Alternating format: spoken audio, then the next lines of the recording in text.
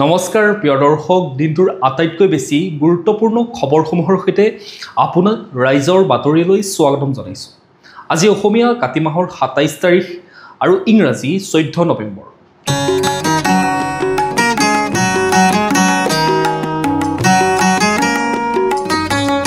এতিয়া আহিছোঁ আমি প্ৰথমটো খবৰলৈ। চাউল, দাইল, মিঠাতেল নালাগে, আমাক প্ৰাপ্য অধিকাৰহে লাগে। অসম চৰকাৰে ৰেচন কাৰ্ড থকাসকলক চাউলৰ লগতে সুলভ মূল্যত মচুৰ দাইল, চেনি আৰু নিমখ দিয়াৰ ব্যৱস্থা কৰিছে। কিন্তু সেই সুলভ মূল্যৰ সামগ্ৰী নালাগে চাহ শ্ৰমিকক, প্ৰাপ্য অধিকাৰহে লাগে শ্ৰমিকসকলক। এই দাবীৰে যোৰহাটত বৃহৎ প্ৰতিবাদী কাৰ্যসূচী ৰূপায়ণ কৰিলে শ শ চাহ শ্ৰমিকে। অসম চাহ মজদুৰ সংঘ যোৰহাট শাখা আৰু আটছাৰ চিনামৰা উপশাখা সমিতিৰ উদ্যোগত সহস্ৰাধিক চাহ শ্ৰমিকে চিনামৰা চাহ বাগিচাৰ পৰা ৭ কিলোমিটাৰ পথ প্ৰতিবাদী সমদলেৰে যোৰহাট জিলা আয়ুক্ত কাৰ্যালয়ত উপস্থিত হয়। প্ৰতিবাদত অংশ লৈ চাহ শ্ৰমিকে কয় যে আমাক চাউল, দাইল নালাগে বা চেনি মিঠাতেল নালাগে, আমাক চৰকাৰী চাকৰি লাগিব, বদলি কাম লাগিব। আমাৰ শ্ৰমিকৰ যিকেইটা বদলি কাম সেইকেইটাহে লাগে।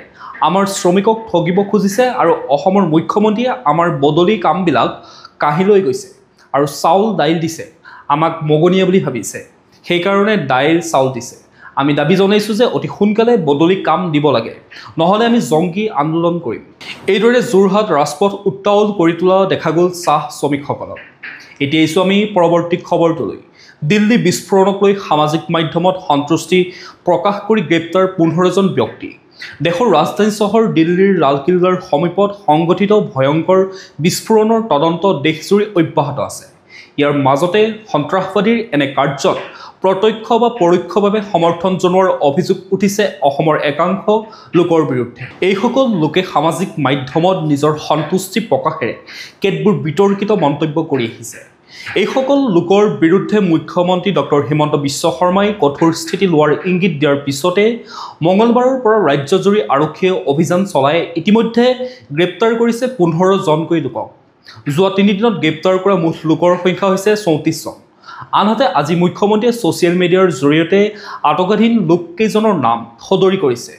লোককেইজন হ'ল ৰফিজুল আলী, ফৰিদ উদ্দিন লস্কৰ, ইনামুল ইছলাম, ফিৰোজ আহমেদ ওৰফে পাপন, চাহিল সুমান চিকদাৰ ইত্যাদিকে ধৰি মুঠ ১৫জন ব্যক্তি। এতিয়া আহিছোঁ আমি পৰৱৰ্তী খবৰটোলৈ। ৬ জনগোষ্ঠীৰ জনজাতিকৰণৰ দাবীক মুকলি সমৰ্থন অগপৰ। ৰাজ্যৰ বিভিন্ন প্ৰান্তত জনজাতিকৰণৰ দাবীত ধাৰাবাহিক প্ৰতিবাদ অব্যাহত আছে। ৬ জনগোষ্ঠীৰ বিভিন্ন সংগঠনে এই প্ৰতিবাদী কাৰ্যসূচী কৰি আহিছে।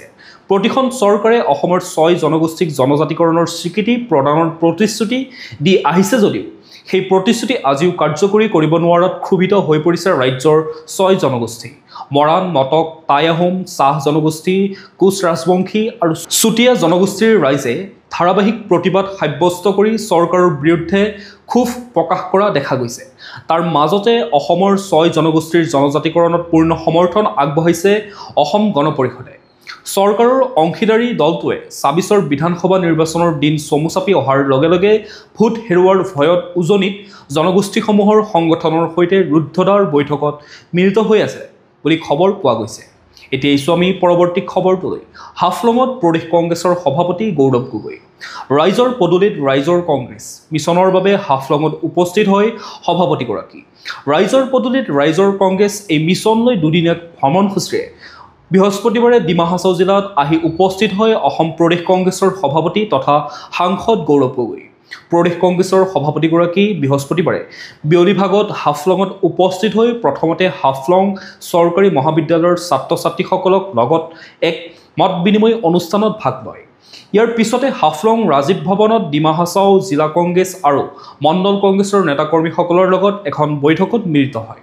হাফলঙত আহি উপস্থিত হৈ গগৈয়ে সাংবাদিকৰ আগত কয় যে ৰাইজৰ পদূলিত ৰাইজৰ কংগ্ৰেছ এই মিছনলৈ ডিমা হাছাও জিলাত আহি উপস্থিত হৈছোঁ। গুৱাহাটীত কংগ্ৰেছৰ এক গুৰুত্বপূৰ্ণ সভা অনুষ্ঠিত হয় আৰু উক্ত সভাতে সিদ্ধান্ত গ্ৰহণ কৰা হয় যে কংগ্ৰেছ দলে মানুহৰ ওচৰলৈ যাব আৰু ৰাইজৰ সমস্যাক লৈ আলোচনা কৰাৰ উপৰি ৰাইজৰ মতামত গ্ৰহণ কৰিব। এতিয়া আহিছোঁ আমি পৰৱৰ্তী খবৰটোলৈ। প্ৰাণৰ শিল্পীগৰাকীৰ শেষৰখন ছবি ৰৈ ৰৈ বিনালীৰ আন্তৰ্জাতিক প্ৰদৰ্শনী উপভোগ কৰিবলৈ সাজু হৈছে প্ৰৱাসী অসমীয়া। ১৫ নৱেম্বৰৰ পৰা আৰম্ভ হ'ব ছবিখনৰ বিদেশ যাত্ৰা। অসমৰ প্ৰাণৰ শিল্পী জুবিন গাৰ্গৰ সপোনৰ ছবি ৰৈ ৰৈ বিনালে পূৰ্ণগতিত চলি আছে অসমৰ ছবিগৃহসমূহত। আন কোনো ভাষাৰ ছবি প্ৰয়োজন সাপেক্ষে মুক্তি নিদিয়াৰ সিদ্ধান্ত লৈছে ছবিগৃহসমূহৰ কৰ্তৃপক্ষই। ৰাজ্যৰ লগতে বহিৰাজ্যতো একেদিনাই মুক্তি লাভ কৰা ছবিখনৰ এতিয়া বিদেশত স্ক্ৰিনিং হ'ব। 15 নৱেম্বৰৰ পৰা বিদেশত সগৌৰৱে চলিব জুবিন গাৰ্গৰ ড্ৰিম প্ৰজেক্ট ৰৈ ৰৈ বিনালে। অসমীয়াৰ প্ৰাণৰ শিল্পী জুবিন গাৰ্গৰ ৰহস্যজনক মৃত্যুৰ দুখৰ মাজতে ছবিখন উপভোগৰ বাবে সাজু হৈছে 7 সাগৰ 13 নদীৰ সিপাৰে বাস কৰা প্ৰৱাসী অসমীয়াসকল।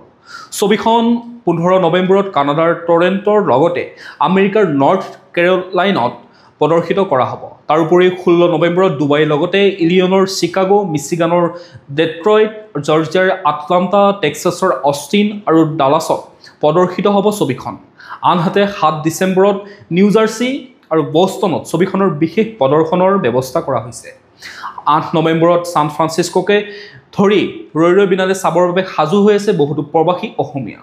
ইফালে ছিয়াটলত 13 আৰু 14 ডিচেম্বৰত ছবিখন প্ৰদৰ্শন কৰাৰ বিষয়ে আলোচনা চলি আছে যদিও এতিয়ালৈকে তাৰিখ নিৰ্ধাৰণ হোৱা নাই।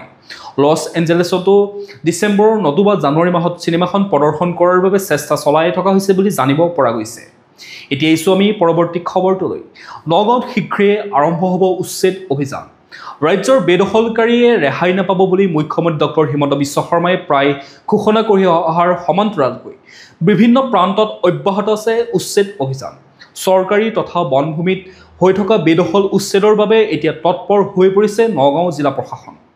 নিৰ্দিষ্ট সময়ত স্বেচ্ছাই চৰকাৰী অথবা বনভূমি ত্যাগ নকৰিলে উচ্ছেদ চলাই হ'লেও চৰকাৰী ভূমি বেদখলমুক্ত কৰা হ'ব বুলি বুধবাৰে সংবাদ মাধ্যমৰ সন্মুখত মন্তব্য কৰে নগাঁও জিলা আয়ুক্ত দেৱাশীষ শৰ্মাই।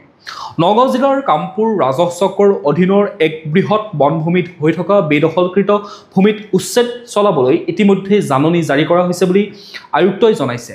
প্ৰশাসনৰ জাননী লাভ কৰাৰ পাছতে বহু বেদখলকাৰীয়ে স্বেচ্ছাই চৰকাৰী ভূমি ত্যাগ কৰি এক নজিৰ সৃষ্টি কৰিবলৈ সক্ষম হোৱা নগাঁও জিলাত কিন্তু এইবাৰ উচ্ছেদৰ বাবে সাজু হৈছে জিলা প্ৰশাসন। আজিৰ পৰা 2-3 মাহ পূৰ্বে জিলাখনৰ হাজাৰৰো অধিক ভূমি বেদখলমুক্ত কৰিবলৈ প্ৰশাসনে জাৰি কৰিছিল বিশেষ জাননী। কিন্তু প্ৰশাসনৰ জাননী লাভ কৰাৰ পাছতো একাংশ লোকে শস্য উৎপাদনকে ধৰি বিভিন্ন কাৰণত সময় বিচৰাত জিলা প্ৰশাসনে পৰ্যাপ্ত সময় দিয়াৰ পাছতো স্বেচ্ছাই চৰকাৰী ভূমি ত্যাগ নকৰা পৰিয়ালৰ বিৰুদ্ধে কঠোৰ স্থিতি গ্ৰহণ কৰিবলৈ আগবাঢ়িছে নগাঁও জিলা প্ৰশাসন। বুধবাৰে উচ্ছেদ প্ৰসংগক লৈ জিলা আয়ুক্ত দেৱাশীষ শৰ্মাই কৰা মন্তব্যৰ পৰাই এই কথা অতি স্পষ্ট হৈ পৰে। এতিয়া আহিছোঁ আমি পৰৱৰ্তী খবৰটোলৈ। সৰ্বোচ্চ ন্যায়ালয়ৰ ভটখৰ্ণা অধ্যাপক মহম্মদ জৈনাল আবেদিনক চলিত বৰ্ষৰ মে' মাহত পাকিস্তানৰ সমৰ্থনত ফেচবুকত পোষ্ট দিয়াৰ বাবে কোকৰাঝাৰ গোসাইগাঁৱৰ অধ্যাপক জয়পাল আবেদিনৰ বিৰুদ্ধে দেশদ্ৰোহীৰ অভিযোগেৰে FIR নং 65/2025 দাখিল হৈছিল। তাৰ পিছতে তেওঁক BNSৰ অধীনত গ্ৰেপ্তাৰ কৰা হয়। গোসাইগাঁও আদালতে জামিন নাকচ কৰাৰ পিছত গুৱাহাটীত উচ্চ ন্যায়ালয়ৰ আৰু পাছত সৰ্বোচ্চ ন্যায়ালয়েও তেওঁৰ জামিন আবেদন প্ৰত্যাখ্যান কৰে। বুধবাৰে পুনৰ গোসাইগাঁৱৰ অধ্যাপক জৈনাল আবেদিনক কঠোৰ সমালোচনা ভাৰতৰ সৰ্বোচ্চ ন্যায়ালয়ৰ। সামাজিক মাধ্যমত পাকিস্তানক সমৰ্থন কৰাৰ লগতে ভাৰতৰ মহিলা আৰু যুৱতীসকলক লৈ অশ্লীল আৰু অপমানসূচক মন্তব্য কৰিছিল অধ্যাপক জৈনাল আবেদিনে। উল্লেখযোগ্য যে ন্যায়াধীশ সূৰ্যকান্ত আৰু জয়মাল্য বাগচীৰ বেঞ্চে অধ্যাপকজনৰ অন্তৱৰ্তীকালীন জামিন আবেদন নাকচ কৰে। বেঞ্চে মন্তব্য কৰে যে তেওঁ বিকৃত মনৰ মানুহ, ইণ্টাৰনেটৰ অপব্যৱহাৰ কৰি সমাজৰ বাবে বিপদ কঢ়িয়াই আনিব পাৰে। তেওঁ অধ্যাপক শব্দটোক কলংকিত কৰিছে। তেনেকুৱা ব্যক্তি শিক্ষা প্ৰতিষ্ঠানত থকাটো লজ্জাজনক কথা। আনহাতে তেওঁৰ বিৰুদ্ধে আছে ভাৰত বিৰোধী কাৰ্যকলাপ, ছেকশ্যন 152 BNS আৰু অনলাইনত মহিলাসকলৰ বিষয়ে অপমানজনক মন্তব্য কৰাৰ অভিযোগ। আবেদনকাৰীৰ পক্ষৰ আইনজীৱীয়ে আদালতক জনোৱা অনুসৰি ইতিমধ্যে অধ্যাপকজনে নিজৰ ভুল স্বীকাৰ কৰি আদালতৰ ওচৰত ক্ষমা প্ৰাৰ্থনা বিচাৰিছে। এতিয়া আহিছোঁ আমি পৰৱৰ্তী খবৰটোলৈ। ৰাজ্যৰ আফ্ৰিকান সোৱাইন ফিভাৰৰ ভয়ংকৰ সংক্ৰমণ। ৰাজ্যৰ বিভিন্ন ঠাইত আফ্ৰিকান সোৱাইন ফিভাৰৰ সংক্ৰমণ বৃদ্ধি হোৱাৰ পৰিপ্ৰেক্ষিতত ৰাজ্য চৰকাৰে ক্ষতিগ্ৰস্ত গাহৰি পালকসকলক ক্ষতিপূৰণ প্ৰদানৰ বাবে কেন্দ্ৰীয় চৰকাৰৰ পৰা 14 কোটি টকাৰ অনুদান বিচাৰিছে। উজনি অসমৰ বিভিন্ন জিলাত বিশেষকৈ শিৱসাগৰ, ধেমাজি, ডিব্ৰুগড় আৰু লখিমপুৰত আফ্ৰিকান সোৱাইন ফিভাৰৰ সংক্ৰমণ সৰ্বাধিক হোৱা বুলি জানিব পৰা গৈছে। শেহতীয়াকৈ কেন্দ্ৰীয় চৰকাৰৰ এটা দলে ক্ষতিগ্ৰস্ত অঞ্চলসমূহ পৰিদৰ্শন কৰি পৰিস্থিতিৰ বুজ লয়। ৰাজ্যিক পশুপালন আৰু পশু চিকিৎসা বিভাগৰ সূত্ৰই প্ৰকাশ কৰা মতে এই জিলাসমূহত সোৱাইন ফিভাৰৰ ফলত ৬,০০০ৰো অধিক গাহৰিৰ মৃত্যু হৈছে। চলিত বৰ্ষৰ আৰম্ভণিতে গাহৰি পালকসকলক অসুস্থ পশুধন আঁতৰ কৰাৰ বাবে ক্ষতিপূৰণ প্ৰদান কৰা হৈছিল। যদিও বৰ্তমানৰ পৰিস্থিতিৰ প্ৰতি লক্ষ্য ৰাখি কেন্দ্ৰীয় চৰকাৰৰ অনুদানৰ প্ৰয়োজন আহি পৰিছে। ইয়াৰ বাবে ১৪ কোটি টকাৰ প্ৰয়োজন হ'ব বুলি পশুপালন আৰু পশু চিকিৎসা বিভাগে প্ৰকাশ কৰিছে। এতিয়া এই আমি পৰৱৰ্তী খবৰটোলৈ। নিলম্বিত চক্ৰ বিষয়া নুপুৰ বৰাৰ বিৰুদ্ধে অভিযোগনামা দাখিল। মুখ্যমন্ত্ৰীৰ তদাৰকী কোষে আয় বহিৰ্ভূত সম্পত্তি অৰ্জনৰ গোচৰত গ্ৰেপ্তাৰ কৰা নিলম্বিত চক্ৰ বিষয়া নুপুৰ বৰাৰ বিৰুদ্ধে বুধবাৰে বিশেষ ন্যায়াধীশৰ আদালতত ১,২৫৪ পৃষ্ঠাৰ অভিযোগনামা দাখিল কৰা হৈছে। ২৫/2025 নম্বৰ গোচৰটোত গ্ৰেপ্তাৰ ৫৮ দিনৰ পিছত তদাৰকী কোষে অভিযুক্ত নুপুৰ বৰাৰ বিৰুদ্ধে এই অভিযোগনামা দাখিল কৰে। অভিযোগনামাত তদাৰকী কোষে সন্নিৱিষ্ট কৰা তথ্য অনুসৰি নিজৰ বৈধ আয়ৰ উৎসৰ তুলনাত অভিযুক্ত বৰাই ৪৫৮.৬৪% অধিক সম্পত্তি অৰ্জন কৰিছিল। সেইবাবে তেওঁক আয় বহিৰ্ভূত সম্পত্তি অৰ্জনৰ গোচৰত গ্ৰেপ্তাৰ কৰা হৈছিল। মঙলবাৰে বিশেষ ন্যায়াধীশৰ আদালতে অভিযুক্ত চক্ৰ বিষয়া নুপুৰ বৰাৰ জামিন মঞ্জুৰ কৰিছিল। উল্লেখযোগ্য যে বিগত ১৫ ছেপ্টেম্বৰ নিশা গ্ৰেপ্তাৰ কৰা হৈছিল ACS বিষয়া নুপুৰ বৰা।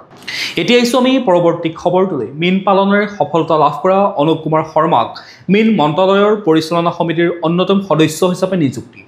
গহপুৰত মীন পালনেৰে সফলতা লাভ কৰা অনুপ কুমাৰ শৰ্মাক মীন মন্ত্ৰালয়ৰ পৰিচালনা সমিতিৰ অন্যতম সদস্য হিচাপে নিযুক্তি দিয়া হয়।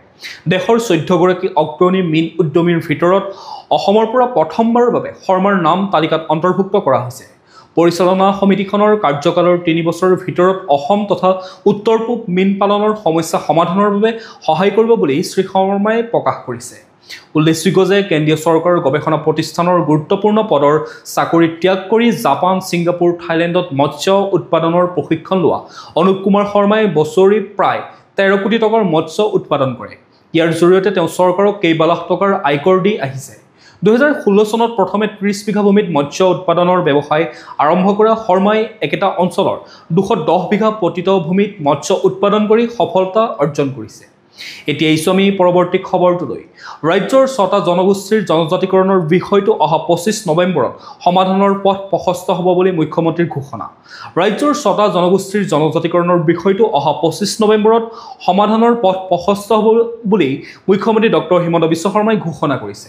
কালি এই বিষয়টোক লৈ বহু সময় ধৰি গুৰুত্বপূৰ্ণ আলোচনা অনুষ্ঠিত হয়।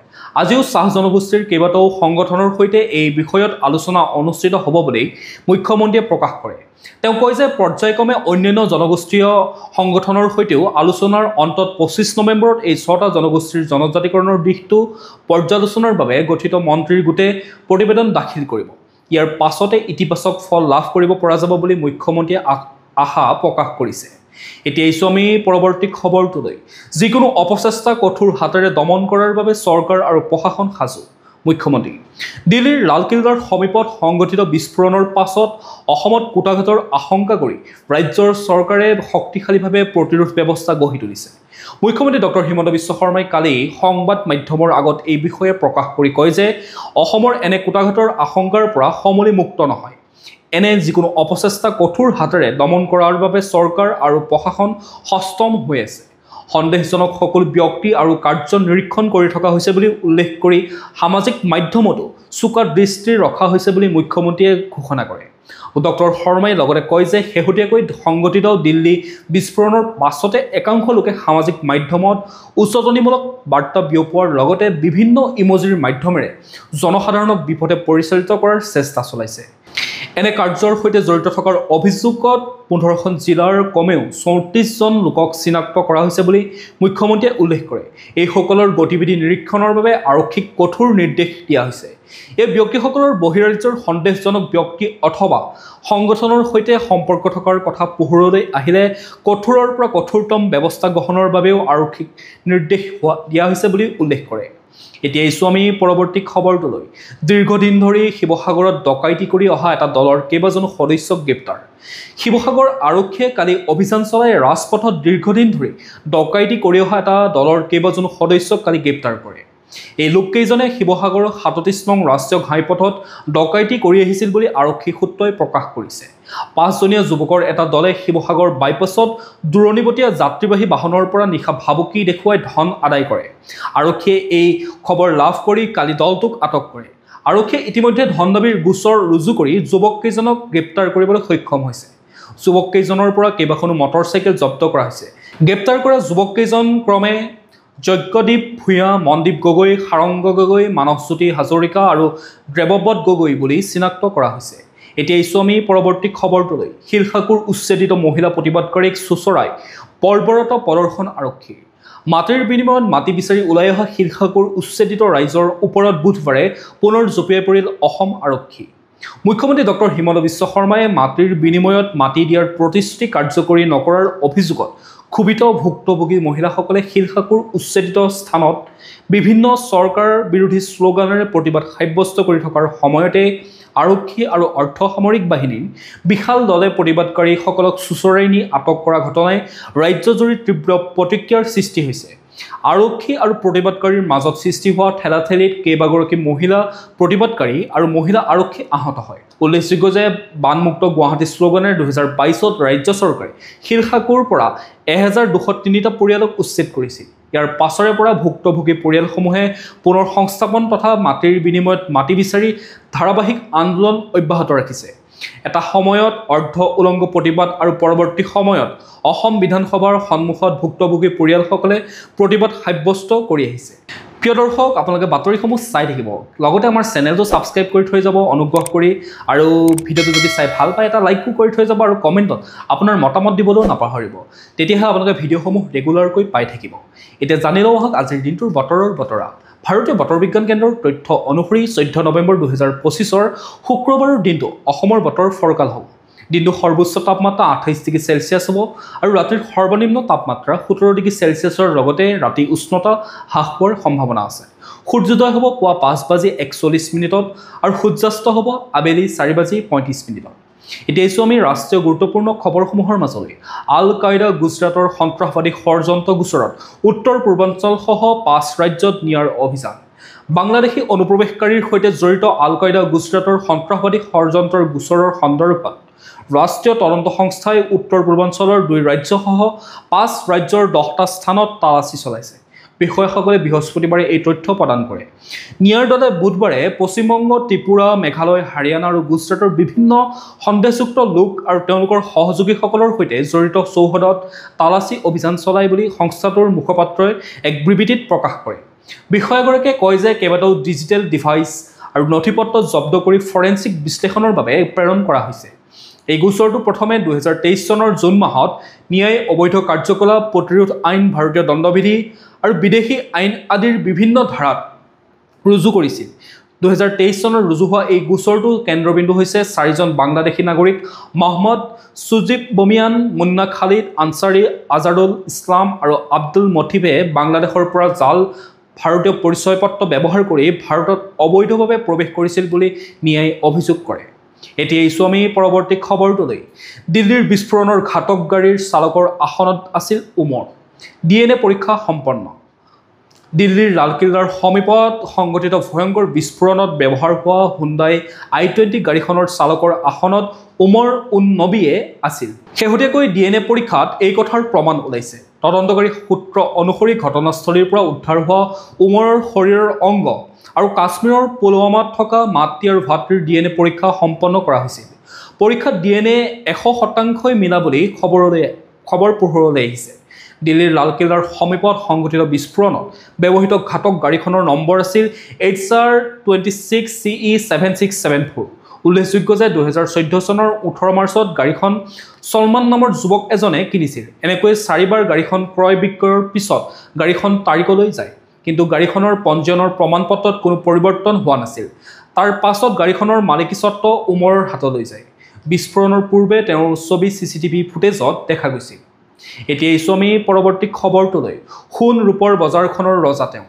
সোণ ৰূপৰ প্ৰতি আমাৰ অধিকাংশৰে থাকে দুৰ্বলতা।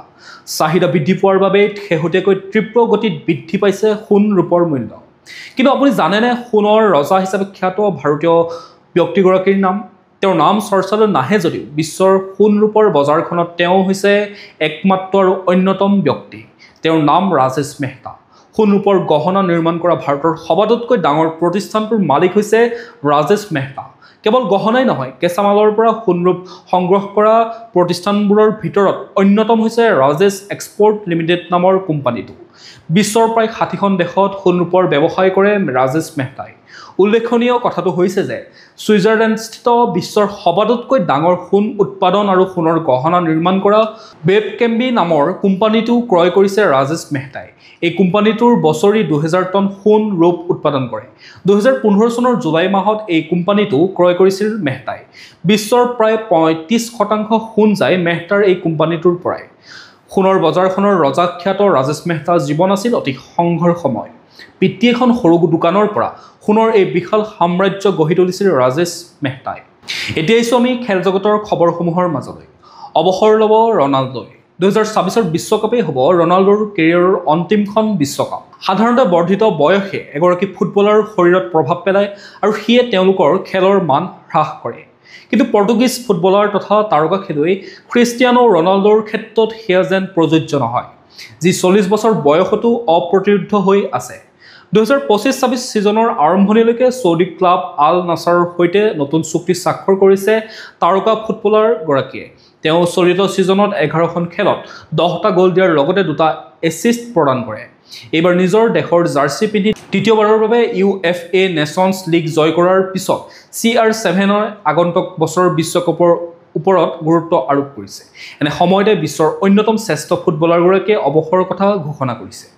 শেহতীয়াকৈ ৰিয়াধত অনুষ্ঠিত শীৰ্ষ সন্মিলনৰ ভ্ৰমণৰ সময়তে ৰনাল্ডোই নিশ্চিত কৰিছে যে 2026 চনৰ বিশ্বকাপ হ'ব তেওঁৰ কেৰিয়াৰৰ অন্তিমখন প্ৰতিযোগিতা।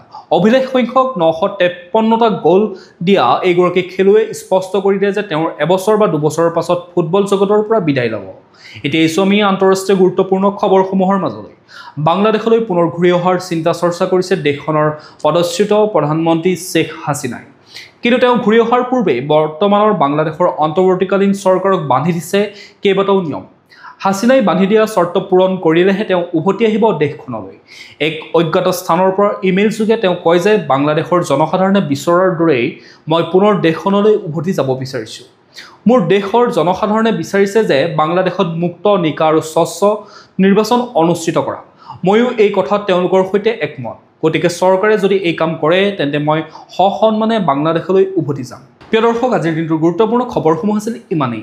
আপোনালোকে যদি এতিয়াও আমাৰ চেনেলটো ছাবস্ক্ৰাইব কৰি লোৱা নাই তেতিয়াহ'লে চেনেলটো ছাবস্ক্ৰাইব কৰি ল'ব অনুগ্ৰহ কৰি, লগতে ন'টিফিকেশ্যন বেল আইকনটো প্ৰেছ কৰি ৰাখিব যাতে প্ৰতিদিনে আমাৰ ভিডিঅ'ৰ আপডেটসমূহ আপোনালোকে ৰেগুলাৰকৈ পাই থাকে। লগতে ভিডিঅ'টো যদি চাই ভাল পালে এটা লাইক কৰিব আৰু কমেণ্টত আপোনাৰ মতামত দিবলৈও নাপাহৰিব। কাইলৈ পুনৰ একে সময়তে লগ পোৱাৰ প্ৰতিশ্ৰুতিৰে আপোনাক বহুত বহুত ধন্যবাদ জ্ঞাপন কৰিছোঁ।